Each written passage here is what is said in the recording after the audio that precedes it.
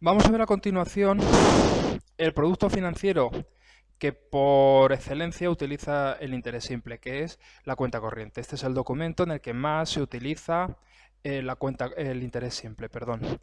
La cuenta corriente es un producto financiero, en el caso de que una de las partes sea un banco, que es como lo vamos a ver normalmente, es un producto financiero en el que el cliente de la entidad financiera, sea un particular o ya sea una empresa,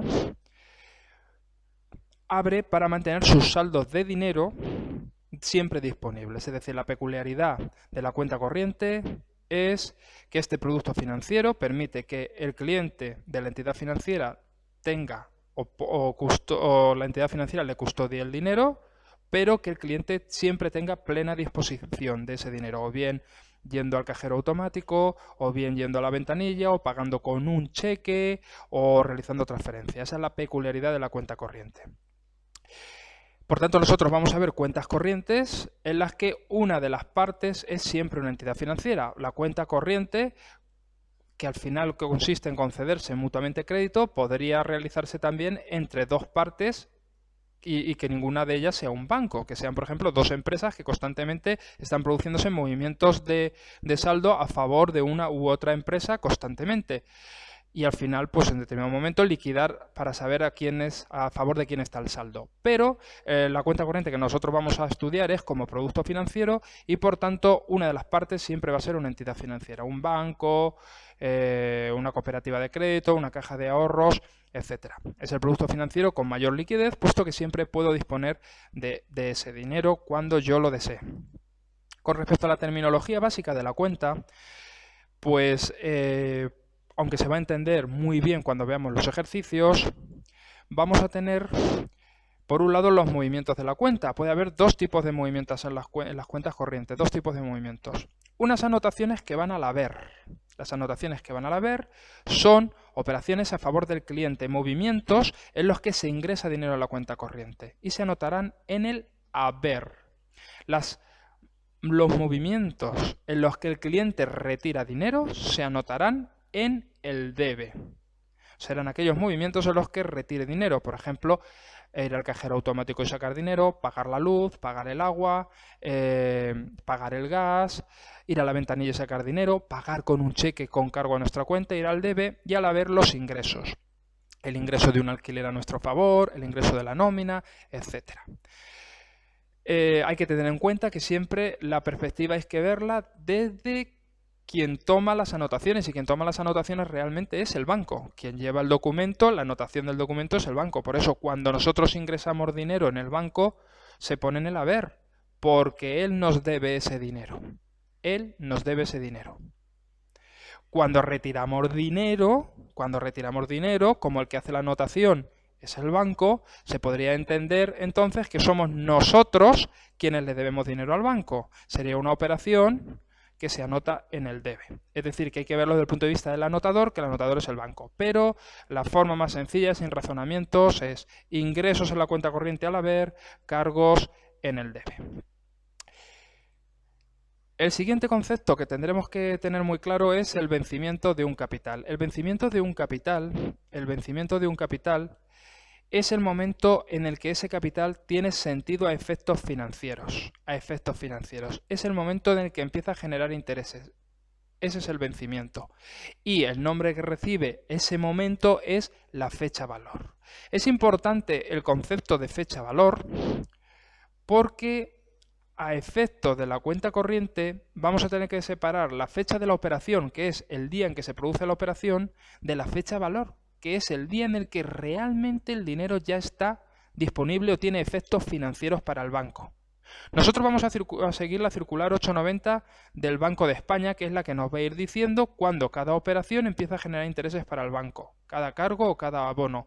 Algunas de estas fechas valores se han visto ya modificadas por normativa bancaria posterior, pero a efectos pedagógicos nos da exactamente igual. Lo que nos interesa es entender que una cosa va a ser la fecha en la que se produce una operación y otra cosa muy diferente va a ser cuándo realmente tiene sentido a efectos financieros, de forma que puede aparecer una determinada cantidad de dinero en mi cuenta hoy, pero que no está disponible, fecha valor, hasta mañana. Lo veremos en un ejemplo. La fecha de apertura es la fecha en la que se formaliza la apertura de este contrato de cuenta corriente, que en principio es un contrato sin duración determinada. En principio la cuenta corriente dura hasta que una de las partes decide rescindir el contrato. Y la fecha de cierre, que sería el día en que se liquida la cuenta corriente. Si se cierra porque terminamos el producto bancario, pues sería en el momento en que firmamos la rescisión del contrato, es decir, eliminamos el producto bancario. Y si no, regularmente se va a producir liquidaciones, se van a producir liquidaciones en la cuenta. Normalmente los bancos liquidan la cuenta corriente, calculan la liquidación, es decir, ver en qué situación se encuentra el banco y el cliente, pues cada trimestre, cada semestre o anualmente. Depende de la entidad financiera. Respecto al tipo de cuentas corrientes, nos podemos encontrar con cuentas corrientes a interés recíproco. Significaría que tanto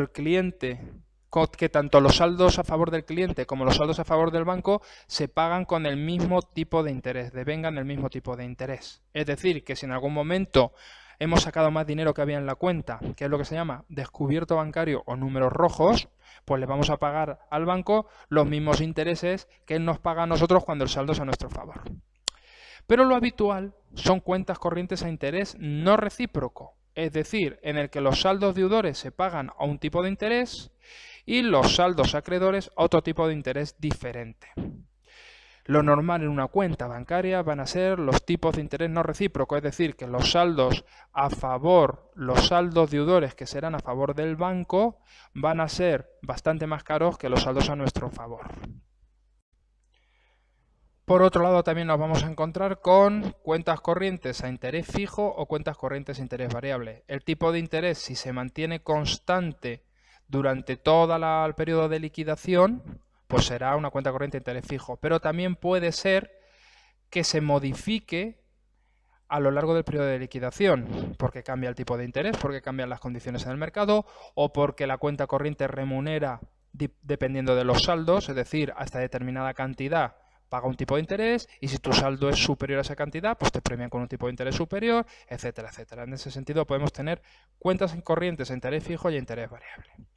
Con respecto a los métodos de liquidación, solo nombrar que existen varios métodos de liquidación. Todos ellos absolutamente tienen que dar el mismo resultado, puesto que al final es liquidar, es calcular intereses con el interés simple.